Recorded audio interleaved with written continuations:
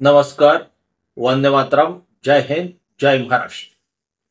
तर मित्रांनो, आत्ताचा मुद्दा असा आहे की श्याम मानव जे की अंधश्रद्धा निर्मूलन समितीचे राष्ट्रीय समन्वयक आहेत, त्यांनी भारतीय जनता पार्टीवरती आणि देवेंद्र फडणवीस यांच्यावरती गंभीर आरोप केलेले आहेत. तर काय श्याम मानव यांनी आरोप केलेले आहेत तेच आपण या व्हिडिओमध्ये जाणून घेणार आहोत. तर त्याकरता व्हिडिओ शेवटपर्यंत पहा. तर मित्रांनो, हे जे श्याम मानव आहेत हे राष्ट्रीय अंधश्रद्धा निर्मूलन समितीचे राष्ट्रीय समन्वयक आहेत आणि काल त्यांनी एक पत्रकार परिषद घेतली आणि त्या पत्रकार परिषदेमध्ये श्याम मानव यांनी देवेंद्र फडणवीसांवरती आरोप केलेले आहेत आणि या आरोपांमुळे राजकीय वर्तुळात भूकंप आलेला आहे. तर श्याम मानव यांच्या म्हणण्यानुसार अनिल देशमुख हे गृहमंत्री असताना त्यांच्या घरी एकूण 4 प्रतिज्ञापत्र पाठवण्यात आली होती.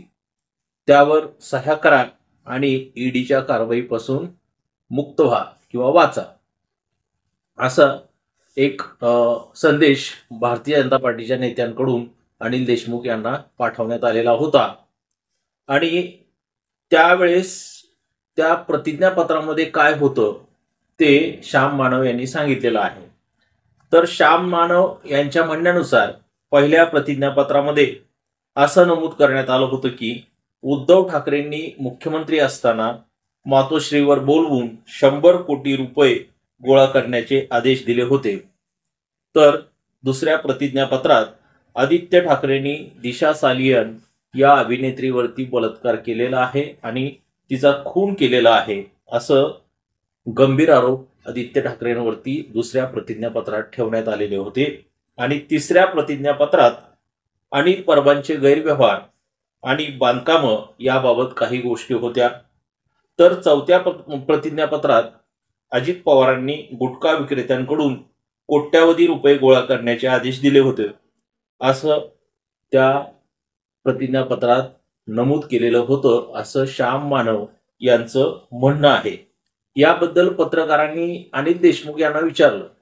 तर मानव यांनी हे जे सांगितलेलं आहे ते खरं आहे का?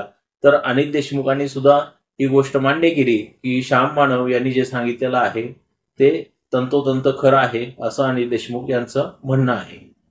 त्याचबरोबर पत्रकारांनी उपमुख्यमंत्री देवेंद्र फडणवीस यांनाही याबद्दल प्रश्न विचारला. तेव्हा देवेंद्र फडणवीस यांनी सांगितलं की योग्य वेळ आल्यानंतर माझ्याकडे जे काही पुरावे आहेत, ऑडिओ व्हिज्युअलच्या स्वरूपामध्ये ते पुरावे आहेत आणि ते पुरावे मी सादर करीन मीडियाच्या समोर, असं देवेंद्र फडणवीस यांनी सांगितलेलं आहे. तर आता प्रश्न इथे असा आहे की श्याम मानव हे कोणत्याही सरकारी पदावरती नोकरीला नाही आहेत किंवा कोणत्याही उच्च पदावरती ते नाही आहेत, तरी सुद्धा ही माहिती श्याम मानव यांना कशी मिळाली हा मोठा प्रश्न आहे. आणि श्याम मानव यांच्या म्हणण्यानुसार त्यांच्या म्हणण्यामध्ये किती तथ्य आहे हे येणाऱ्या काही दिवसातच आपल्याला पाहायला मिळेल. यावर तुमची प्रतिक्रिया काय? श्याम मानव यांनी जे सांगितलेले गोष्टी आहेत किंवा श्याम मानव यांनी जे केलेले दावे आहेत ते खरोखर खरे आहेत का? याबद्दल तुम्हाला काय वाटतं ते कमेंट करून जरूर सांगा.